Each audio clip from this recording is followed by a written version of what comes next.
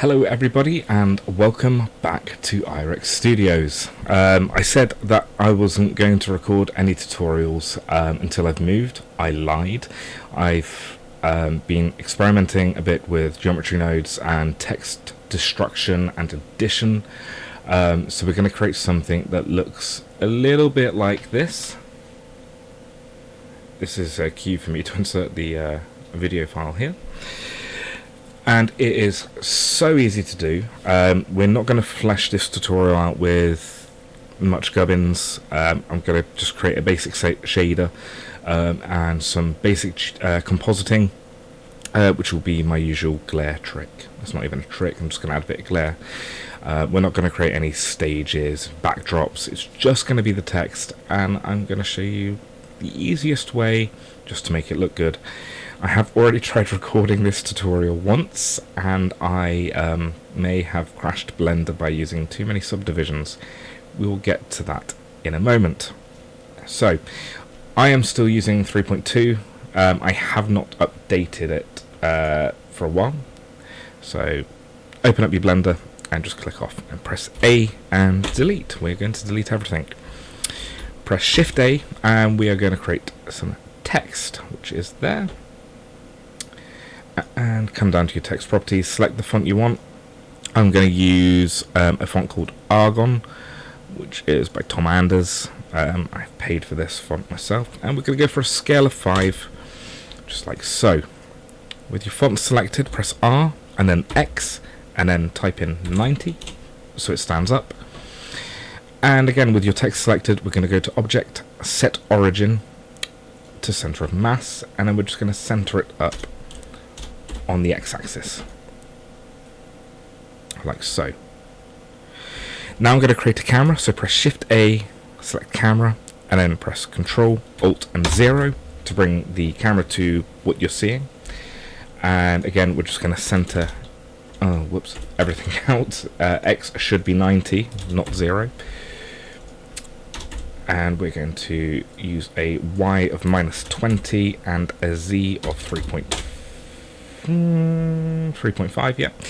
And then the text we're going to do 3.25, so it's pretty much central. Now, we are going to go to the world properties and select black. And come over to your render engine. I'm going to select cycles on GPU compute. And we shouldn't need any more than 300 render maximum samples. Perfect. With your text selected, come back down to the object data properties, or the text properties, whatever you want to call it. And we're going to go to geometry, and we're going to extrude by a meter. Looks pretty good, very 80s. And we're going to add a little bit of bevel, not too much, just enough. So 0.02, fantastic. Come back to your camera view, and let's be self-centered, why not? Alex, that's me. And just make sure I'm still centered. Oh, what have I done there?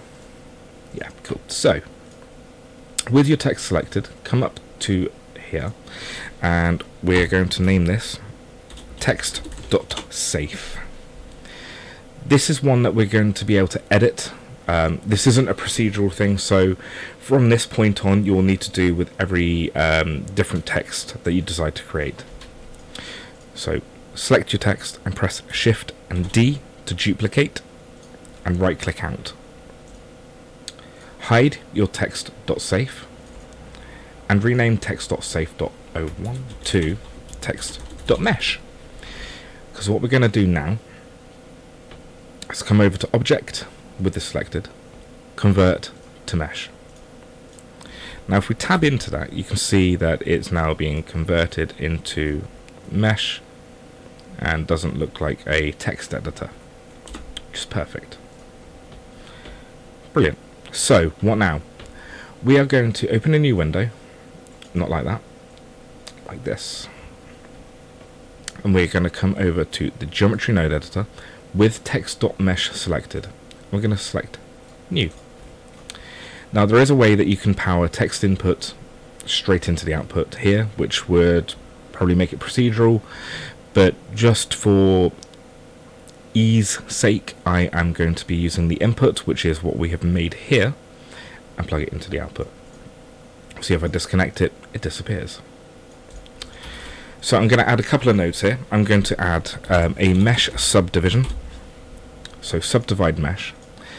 And I'm actually going to rename this to destruction intensity. And do not go above 5. Because if you type in 10 like I did, well, things might break. Depending on your CPU and processing power, etc.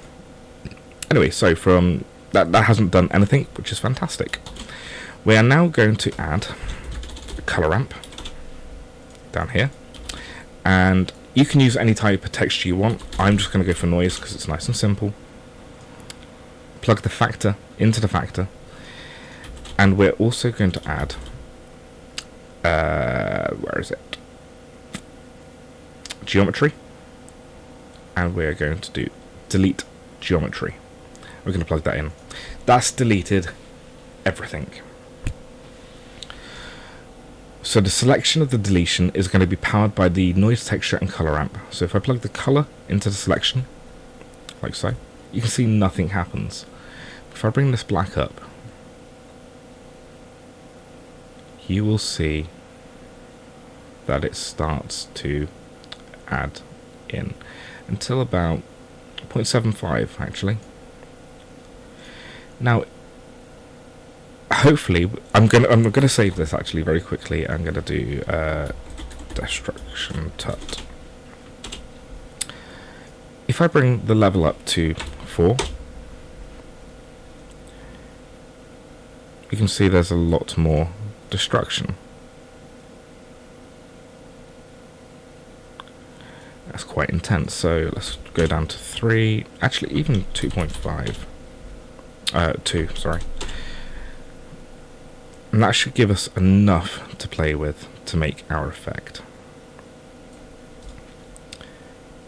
Now, let's do some keyframing. I'm going to set my project to 30 frames a second, because why not? So 30 is a second, 60 is 2 seconds. Let's make it 4 seconds long with a hold of 2 seconds, so 180 frames. So come back to frame 0 on the timeline down here. It's under me at the moment, but that's where 0 is. And on the position, press or select 0. That's fine. Hover over and press I on your keyboard. And that's going to insert a keyframe. 1 second, 2 second, 3 second, 4. So come to frame 120. And we're going to scroll this up until everything is faded in. So that's good there. When it's orange, it means that the value has not been saved. So hover over and press I again to insert another keyframe. If you now use your controls and press space,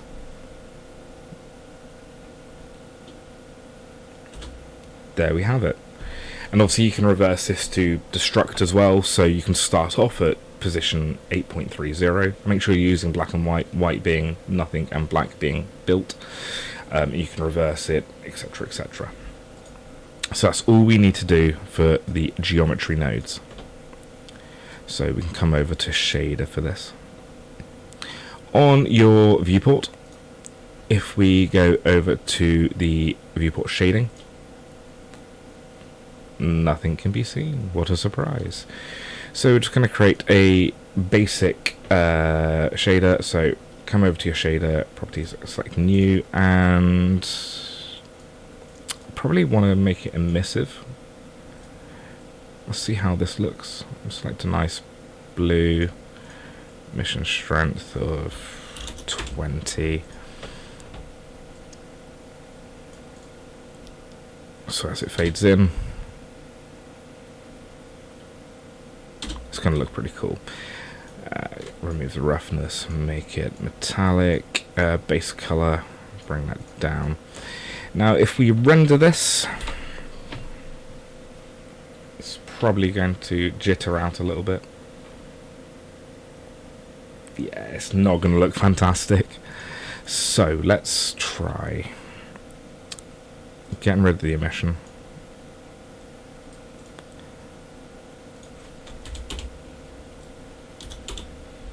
And we're going to instead come to your viewport and we'll create 2 lights. So we're going to create an area light. Oops.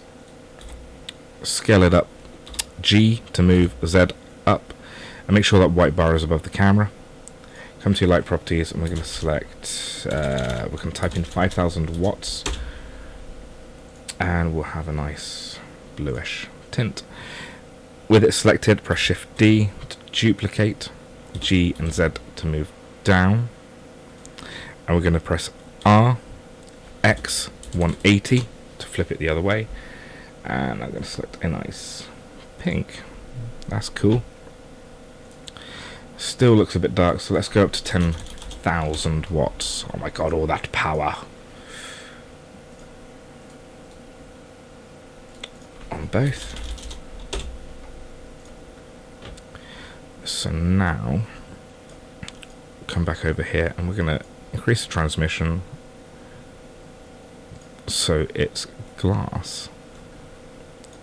We're going to use an IOR of about 1.25. That's looking pretty cool. Now, if we come back to the camera,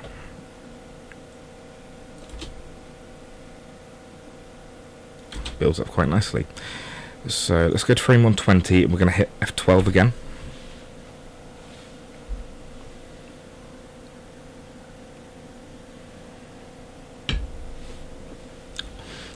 And that's a really cool effect.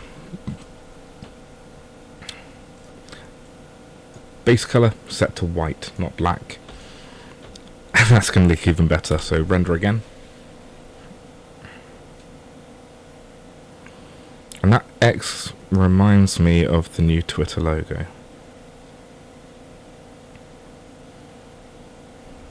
Don't tweet me. Won't say it.